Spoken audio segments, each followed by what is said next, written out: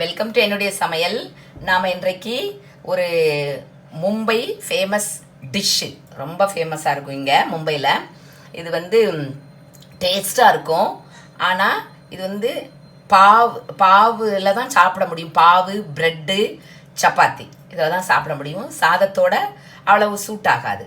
நீங்கள் பாவு கிடச்சா, அல்லது பாவு நான் நெக்ஸ்ட் டைம் பாவு நான் அப்லோட் பண்ணுவேன். அந்த மாதிரி நீங்கள் பாவு கிடச்சா அந்த பாவோட இந்த மாதிரி இந்த டிஷ் நீங்கள் செய்து சாப்பிடும்போது ரொம்ப டேஸ்டியாக இருக்கும். குழந்தைங்க வந்து இந்த மாதிரி வெஜிடபிள் சில நேரங்களில் சாப்பிடாது. ஸோ இந்த மாதிரி நீங்கள் செய்து கொடுத்தீங்கன்னா பிள்ளைங்க அடிக்கடி கேட்கும். அந்த மாதிரி நான் இது மசாலா, அது வந்து மசாலையும் ஒரு ஸ்பெஷல் மசாலா உண்டு. அந்த மசாலையும் சேர்த்து நான் செய்ய போகிறேன். கவனமாக நீங்கள் வீடியோவை பாருங்கள். இதுக்கு க்ரீன் பீஸ் கண்டிப்பாக, பட்டாணி தேவைப்படும், பச்சை பட்டாணி நான் ஃப்ரீசரில் வச்சதை எடுத்துருக்கிறேன். அந்த மாதிரி ஒரு கப்பு, 2 பெரிய உருளைக்கிழங்கு, கண்டிப்பாக இது 2 தேவைப்படும். அந்த மாதிரி காலிஃப்ளவர் இருந்தால் போடுங்க, இல்லாட்டி கூட பரவாயில்ல. அந்த மாதிரி கேரட், கேப்சிகம் நான் கண்டிப்பாக போடுவேன். ஏன்னா கேப்சிகம் தான் நல்ல ஒரு ஃப்ளேவர்ஃபுல்லாக இருக்கும், அதாவது ஃப்ளேவர் கொடுக்கும். அந்த மாதிரி இனிமே போட போகிறத, ஆட் பண்ண போகிறத நீங்கள் வீடியோவில் பாருங்கள். அந்த மாதிரி இப்போ இதுக்கு குறைவாக தண்ணி ஊற்றி கொஞ்சம் நம்ம சால்ட் போட்டு குக்கரில் வேக வைக்க போகிறோம். இப்போ குக்கரில் எல்லாம் ஆட் பண்ணி இந்த மாதிரி க்யூபாக வெட்டிக்கோங்க, இல்லாட்டி உங்களுக்கு கஷ்டமாக இருக்கும். நான் வந்து அதிகமாக பண்ணுறேன், எனக்கு என் குழந்தைங்களுக்கு ரொம்ப பிடிக்கும். இது சின்ன சின்ன பூவாக வெட்டிக்கோங்க, நிறைய பெருசாக போடணுங்கிற அவசியம் இல்லை. இது வந்து நல்லா நம்மளுக்கு நல்லா சாஃப்ட் ஆகணும், நல்லா நம்ம மெர்ஷியாக ஆகணும். அந்த மாதிரி இப்போது இதில் தண்ணி ரொம்ப குறைவாக கலந்துக்கிடணும். தண்ணி ரொம்ப தண்ணி கலக்கக்கூடாது. இந்த மாதிரி நான் ஒரு டம்ளர், இந்த சின்ன டம்ளருக்கு 1 டம்ளர் நான் போட்டிருக்கிறேன். கொஞ்சம் சால்ட்டு, அப்புறமும் சால்ட் தேவைப்படும். இப்போ இதை ஒரு 3 விசில் வச்சு எடுப்போம். 3 எல்லா வெஜிடபிளையும் போட்டேன். இந்த கேப்சிகத்தை இப்போ நீங்கள் ஆட் பண்ணக்கூடாது, இதை அப்புறம் நான் ஆட் பண்ணுவேன். ஆட் பண்ணணும் அப்படின்னு நினச்சிங்கன்னா பண்ணலாம், ஆனால் தேவையில்லை, ஏன்னா அப்புறம் ஆட் பண்ணால் நல்லாயிருக்கும். அந்த மாதிரி இப்போ இந்த மாதிரி மசாலா எடுத்து வச்சுருக்கிறேன். இது வந்து நம்ம கொத்தமல்லி, மல்லி ஒரு 2.5 டேபிள் ஸ்பூன், இந்த மாதிரி மிளகு 1/2 டீஸ்பூன், இந்த மாதிரி ஸ்பூனுக்கு ப்ராப்பர் ஸ்பூனுக்கு இது நம்ம சீரகம் 1/2 ஸ்பூன், பெருஞ்சீரகம் 1/2 ஸ்பூன்,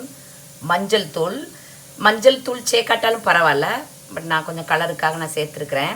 இது வந்து நம்ம கலருக்காக நம்ம காஷ்மீரி சில்லி, இது காரத்துக்காக கொஞ்சம் 4-5 நார்மல் வத்தல் எடுத்து வச்சுருக்கிறேன். அந்த மாதிரி இதில் நான் விதையை எடுத்துட்டேன், ஜஸ்ட்டு ஓரளவு விதையை எடுத்துகிட்டு நான் ஸ்கின்னை மட்டும் வச்சுருக்கிறேன். இப்படி ஒரு தேய்ச்சி பத்தா இப்படி ஒன்று எடுத்துக்கோங்க. ஒரு 6 நம்பர் இந்த க்ளவ் எடுத்து வச்சுருக்கிறேன். இது என்னது, நம்ம கிராம்பு, இந்த கருப்பு ஏலக்காய் ஒன்று எடுத்து வச்சுருக்கிறேன். இது வந்து பிளாக் சால்ட், இதை ஆட் பண்ணால் நல்லாயிருக்கும். கிடச்சா ஆட் பண்ணுங்கள், இல்லாட்டி வேண்டாம், விட்டுருங்க. ஊரில் ஏதோ சொல்கிறாங்க, எனக்கு ஞாபகம் வர மாட்டேங்குது, பட் இது இங்கே வந்து பிளாக் சால்ட்டுன்னு சொல்லுவோம். அந்த மாதிரி இது வந்து நம்ம மாங்காய் பவுடர், இது கிடைச்சா நீங்கள் யூஸ் பண்ணுங்கள், அப்படி இல்லைன்னா லெமன் யூஸ் பண்ணால் போதும். இது இங்கே கிடைக்கிறதுனால நான் அதை யூஸ் பண்ணுறேன். இது யூஸ் பண்ணால் டேஸ்ட்டாக இருக்கும். அந்த மாதிரி இப்போ இவ்வளவு தான் மசாலா. இதை நம்ம என்ன ட்ரை ரோஸ்ட் பண்ணி அரைக்க போகிறோம் நல்லா பவுடராக. இப்போ 3 விசில் ஆகிட்டு நான் சுவிட்ச் ஆஃப் பண்ணுறேன்.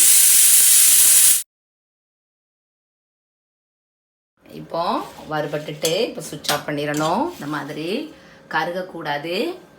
இப்போ இந்த ஸ்டேஜில் நம்ம உடனே ட்ரான்ஸ்ஃபர் பண்ணிடணும். இப்போ நம்ம கொஞ்சோண்டு, இப்போ பிளாக் சால்ட்டில் நம்மளுக்கு பெருங்காயம் இருக்கும். பிளாக் சால்ட் இருக்கிறதுனால நம்மளுக்கு அது கேஸுக்கு நல்லா யூஸ் ஆகும். அந்த மாதிரி பிளாக் சால்ட் இல்லாதவங்க நீங்கள் காயம் போட்டுக்கோங்க.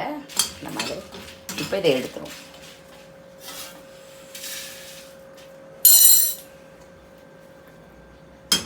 இப்போ இதோட பிளாக் சால்ட் ஒரு 1/4 டீஸ்பூனுக்கும் கீழே போடணும், கம்மியாக.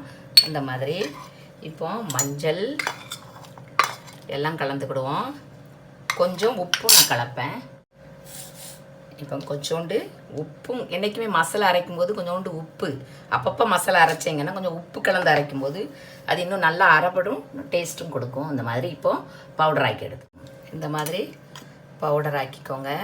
உங்களுக்கு இந்த மாதிரி மசாலா அதாவது வெளியில் கிடைக்கும் மசாலா, இந்த மாதிரி பாவ் பாஜி மசாலான்னு கிடைக்கும். நீங்கள் இப்படி கிடைச்சா இதை வாங்கிக்கோங்க. இப்படி கிடைக்காத பட்சத்தில் நீங்கள் இந்த மாதிரி நீங்கள் ஏன்னா சிலருக்கு கிடைக்காது, அதனால் இந்த மாதிரி நீங்கள் யூஸ் பண்ணலாம். அப்படியே இது உங்களுக்கு கஷ்டமாக இருக்குது அப்படின்னா கூட நீங்கள் சாதாரணமாக சீரக பவுடர், கொத்தமல்லி பவுடர் போட்டு, சில்லி பவுடர் போட்டு, கொஞ்சோண்டு கரம் மசாலா கூட நீங்கள் போடலாம். ஆனால் கொஞ்சம் அது டிஃப்ரெண்ட்டான டேஸ்ட் கொடுக்கும். பட் அதுவும் நல்லா தான் இருக்கும். நீங்கள் இப்படி அரைச்சிங்கன்னா இதான் ரியல் பாவ் பாஜி மசாலா. அந்த மாதிரி இப்போது நம்ம தாளிக்கும். இப்போ நமக்கு வெஜிடபிள் எப்படி வந்திருக்குன்னு பார்ப்போம். ஒரு 3 விசில் வச்சு எடுத்துருக்கிறேன். இந்த மாதிரி நல்லா சாஃப்டாக இருக்கணும். இப்போ நம்ம என்ன பண்ணணும், இந்த இப்படி மேஷரை வச்சு, அப்படி இல்லைன்னா நீங்கள் மிக்சரில் கூட நீங்கள் ஒரு டர்ன் பண்ணிக்கிடலாம். அப்படி இல்லைன்னா நீங்கள் என்ன பண்ணுங்கள், நம்ம மத்து வச்சு கூட கடைஞ்சிக்கிடலாம். நல்லா மேஷ் ஆகணும். அந்த மாதிரி தண்ணி பாருங்கள் கரெக்டாக இருந்திருக்கு. இந்த மாதிரி 1 டம்ளர் தண்ணி தான் நீங்கள் ஊற்றணும். நிறைய தண்ணி ஊற்றக்கூடாது. அதுக்கப்புறமும் நம்ம ஊற்றலாம், பட் மேஷ் ஆகாது. அதனால் இப்போ நம்ம நல்லா ஸ்மாஷ் பண்ணி எடுத்துக்கிறோம். இந்த மாதிரி நல்லா ஸ்மாஷ் பண்ணி எடுத்துக்கோங்க. மத்துட்டு அல்லது மிக்சரில் போட்டு ஒரு டோனோ 2 டோனோ பண்ணிக்கோங்க. இந்த மாதிரி இப்போது நம்ம நான் இப்போ போட்ட காய வச்சுருக்கிறேன். இப்போ என்ன பண்ணணும்னா, இந்த டிஷ்ஷுக்கு வந்து மெயினாக பட்டர் தேவைப்படும். உங்களுக்கு பட்டர் விருப்பம் இல்லை அப்படின்னா நீங்கள் ஆயில் போட்டுக்கலாம், ஒன்றும் பிரச்சனை கிடையாது. ஆனால் பட்டர் இருந்தால் நல்லது.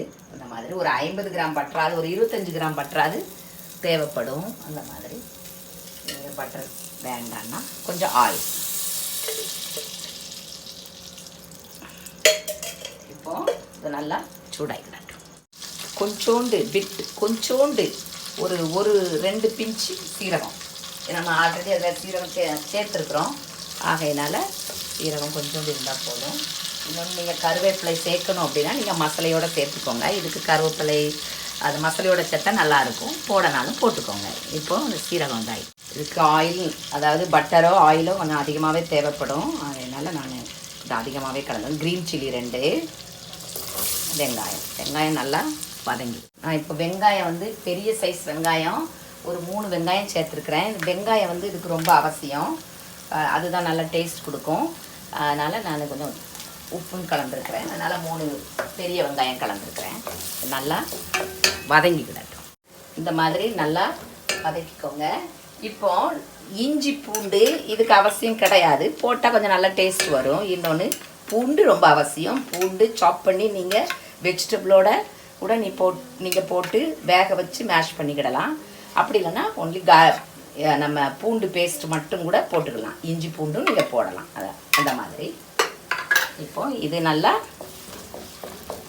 வதங்கிடும். இப்போது இஞ்சி பூண்டு நல்லா வெந்துட்டு இந்த ஸ்டேஜில் தக்காளி நல்லா ரெட்டு தக்காளி, கனிஞ்ச தக்காளியாக இருக்கணும். ஒரு 3 தக்காளி, பெரிய தக்காளி நான் கலந்துருக்கேன். இதுக்கு தக்காளி ரொம்ப அவசியம். இன்னொன்று கனிஞ்சு இது நல்லா ரெட்டாக இருக்கிறது. இப்போ இதையும் நல்லா வதக்கிவிடுவோம்.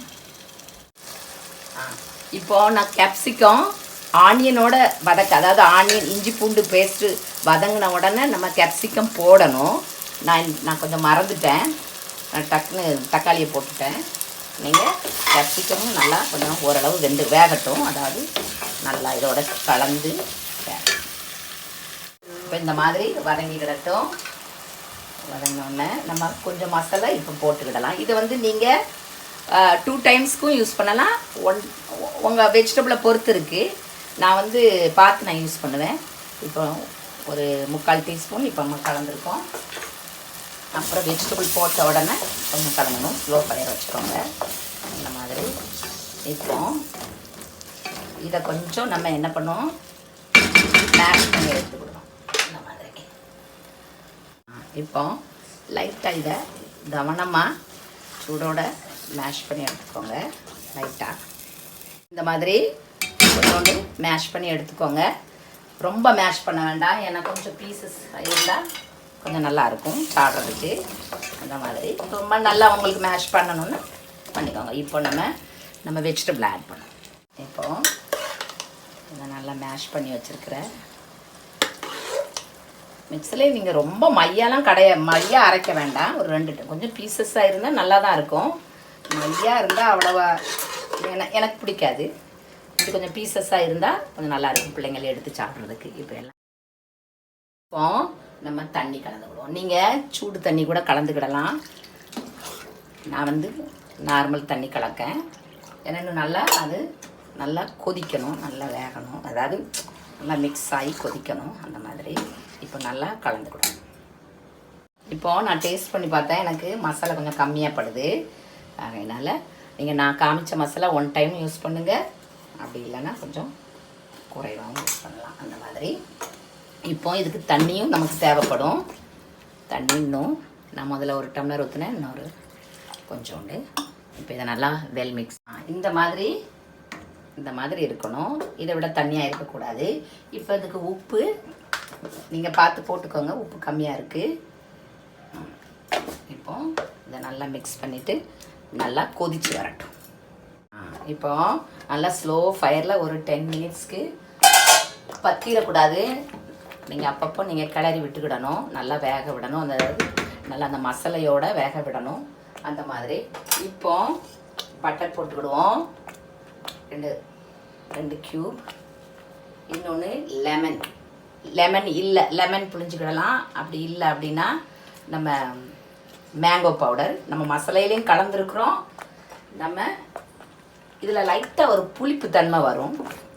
அந்த மாதிரி இப்போ நம்ம கொஞ்சோண்டு கொத்தமல்லி தழை. பட்டர் உங்களுக்கு நல்லா பட்டர் பிரியர்களாக இருந்தால் நல்லாவே பட்டர் கலந்துக்கிடலாம்.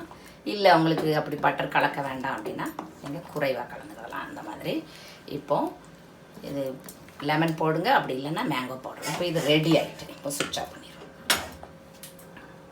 இப்போது நம்ம இந்த பாவை அல்லது ப்ரெட் வச்சுருந்தாலும் வைக்கலாம், பாவை வச்சாலும் ஓகே, புல்கா இருந்தாலும் ரொம்ப நல்லாயிருக்கும். சுட ஆனால் இருக்கணும், இதெல்லாம் நல்லா டேஸ்ட்டாக இருக்கும். அந்த மாதிரி இப்போது இது பாவு, இதை 2ஆக இந்த மாதிரி ஓப்பன் பண்ணிக்கிடணும். இந்த மாதிரி ஓப்பன் பண்ணிக்கிட்டு அது ரொம்ப ஹாட் ஆகிட்டு கொஞ்சோண்டு பிட்டு சில்லி பவுடர் தேவைன்னா போட்டுக்கோங்க, அல்லது வேண்டாம். அந்த மாதிரி கொஞ்சம் கொத்தமல்லி.